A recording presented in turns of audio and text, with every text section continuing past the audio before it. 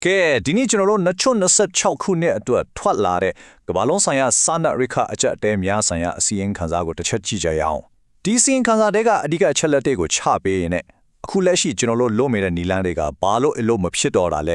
ပြီးတော့ပိုးကောင်းတဲ့ပိုးပြီးခိုင်မာတဲ့အနာဂတ်တစ်ခုကိုတိဆောက်ဖို့ဆိုရင်ဘယ်လိုမဟာဗျူဟာအပြောင်းလဲတွေလိုနေပြီလဲဆိုတာကိုအဓိကထားပြီးပြောပြသွားမှာပါဟုတ်ပြီဒါဆိုဘာတွေပြောကြမလဲဆိုတော့အဲဆိုလုံခဲ့တဲ့ဆယ်စုနှစ်အတွင်းကတရီပေးခေါင်းလောင်းတန်တွေကိုပြန်နာဆွန့်ကြည့်မယ်ပြီးအခုဖြစ်နေတဲ့ပြဿနာထန်တရားကဘယ်နေရာမှာလွဲနေကြလဲဆိုတော့အဖြေရှာကြမယ်အဲ့ဒီကနေမှအဖြေတစ်ခုဖြစ်တဲ့ချင်းချက်ခံလိုင်းစွမ်းကိုဘယ်လိုတိဆောက်မလဲဆိုရဖာကိုကူပြောင်းပြီးတော့တရီပေးတာလောင်နေမပြီးပဲလက်တွေ့ဘယ်လိုအကောင့်ထဲဖော်မလဲနောက်ဆုံးမှာတော့လုံငန်းပေါ်စာအစ်တစ်ခုကိုဘယ်လိုချမှတ်မလဲဆိုတာအထိဆွေးနွေးသွားပါမယ်ကမ္ဘာလုံးဆိုင်ရာစာနာရိခအကြက်အတန်းများဆိုင်ရာစီရင်ခန်းစာဆိုတာထွက်လာတာအခုဆို10နှစ်တောင်ပြီးသွားပါပြီဒါပေမဲ့စိတ်မကောင်းစရာကတော့10နှစ်ကြာတဲ့အခြေအနေကတိုးတက်မလာတဲ့အပြင်ပိုပြီးတော့တောင်ဆိုးလာနေတယ်ဆိုတာကိုအချက်လက်တွေကတစ်ချစ်ချင်းထောက်ပြနေပါတယ်အဲ့ဒီထဲမှာတကယ်ကိုထိတ်လန့်စရာအကောင်းဆုံးကိန်းကနန်းတစ်ခုကဘာလဲဆိုတော့အငယ်ဖေးနဲ့လက်တကန်းအကွာ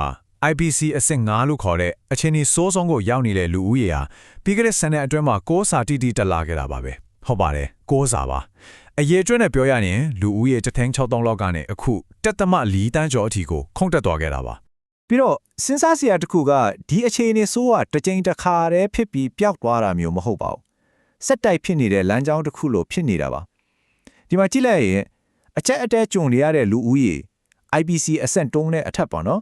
အဲ့ဒီလူဦးရေရဲ့အချိုးအစားဟာ10နှစ်အတွင်းမှာ20နီးပါးတိုးလာတယ်ပိုဆိုးတာက2020ကဆက်ပြီးဒီနှုန်းက20%အောက်ကိုလုံးဝကိုပြန်မကြတော့တာပါပဲကဲဒါဆိုဒီလိုအငပ်ပေးဒီဖျက်ရဲ့အဓိကတရားခံကပါလဲ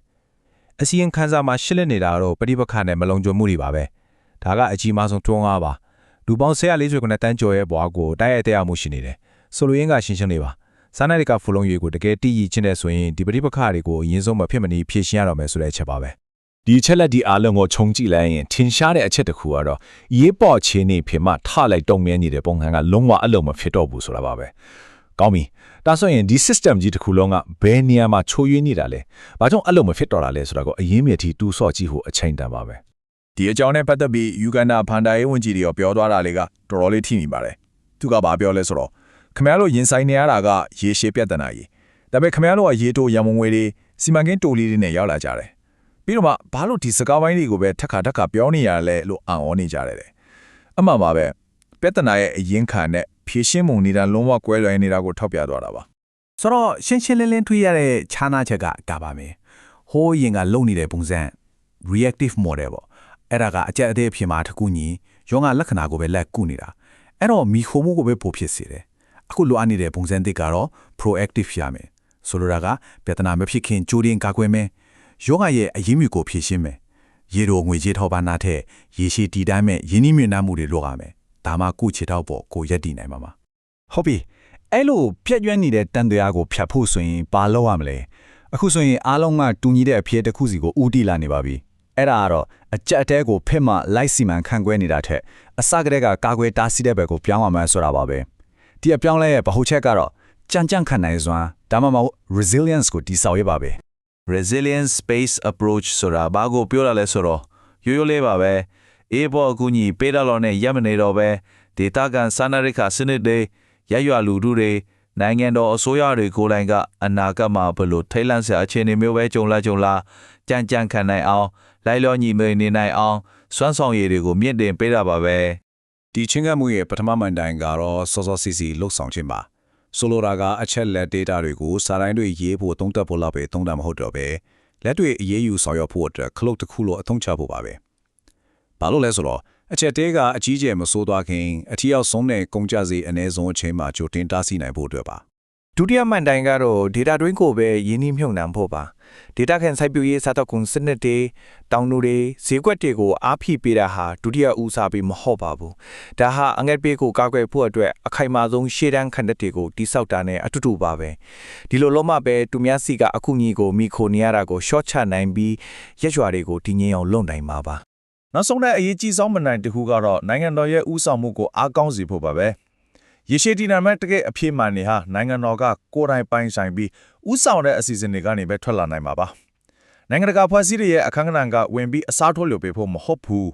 သူတို့ရဲ့အစီအစဉ်တွေအောင်မြင်အောင်နာကနေပန်ဖို့ကူညီပေးဖို့ပဲဖြစ်ပါတယ် အခုပြောခဲ့တာတွေကစာရွက်ပေါ်က theory တွေချီပဲလားလုံးဝမဟုတ်ပါဘူးဒီပုံစံတစ်ကိုလက်တွေ့မှာဘလို့အလုပ်ဖြစ်နေလဲဆိုတော့ကိုနမူနာလေးတွေနဲ့ကြီးလိုက်ကြရအောင်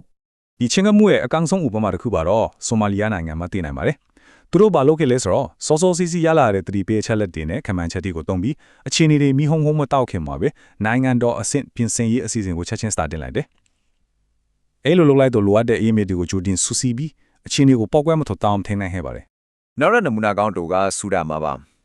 AAT လို့ခေါ်တဲ့အဖွဲ့ကြီးတွေလှုပ်ဆောင်ရက်တွေကပုဂ္ဂလိကကဏ္ဍကိုဘလို့ပေါင်းအောင်လုပ်ရမလဲဆိုတာကိုပြပါတယ်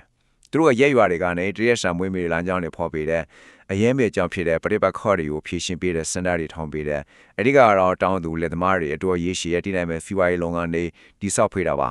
ဒီလိုချင်းအဖြစ်ပုဂ္ဂလိကယင်းနှိမ့်မျိုးမနုံဝင်လောင်ဆွဲဆောင်ရတဲ့ကျန်းကျန်းခန့်တဲ့ဆွမ်းကိုတပြိုင်နက်လေးတိစောက်ပြသွားတာပါ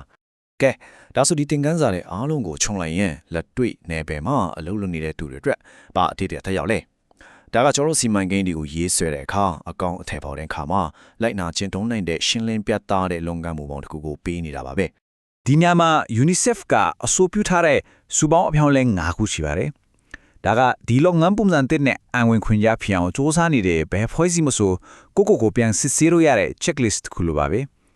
ကာကွယ်တားဆီးတွေကိုဦးစားပေးတာတက်ဆိုင်ရာအဖွဲ့အစည်းတွေအားလုံးပူးပေါင်းဆောင်ရွက်တာစိုးစီဆိုတာအယူနိုင်ဖို့ data system တွေကိုကာကွယ်တာရေရှည်ရန်ပုံငွေတွေရအောင်လုပ်တာနောက်ဆုံးလူသားချင်းစာနာမှုအကူအညီတွေဘေကင်းကင်းနဲ့စက်တိုက်ရောက်ရှိအောင်လှုပ်ဆောင်တာအထိအချက်တိုင်းကအရေးကြီးပါတယ် အစွန်းတန်နဲ့ပြောရရင်ဒီအရှိန်ခန်းစာတက်တဲ့အထောက်ထားတွေချပြတယ်အားလုံးကလည်းသဘောတူညီမှုရနေကြပြီအခုကြံနေတဲ့တခုတည်းတော့မဲခုံကတော့ကျွန်တော်တို့အားလုံးတကယ်ပဲလုပ်ငန်းပုံစံအသစ်နဲ့အလုပ်လုပ်ဖို့အသင့်ဖြစ်ပြီလားဆိုတာပါပဲအရင်တန်တရားထဲမှာပဲဆက်နေမလားဒါမှမဟုတ်တကယ်ပြောင်းလဲဖို့ရွေ့ချယ်မလားဆိုတာကတော့ကျွန်တော်တို့အားလုံးရဲ့ရှိမှရှိနေတဲ့စင်ကုန်မှုတစ်ခုပါပဲ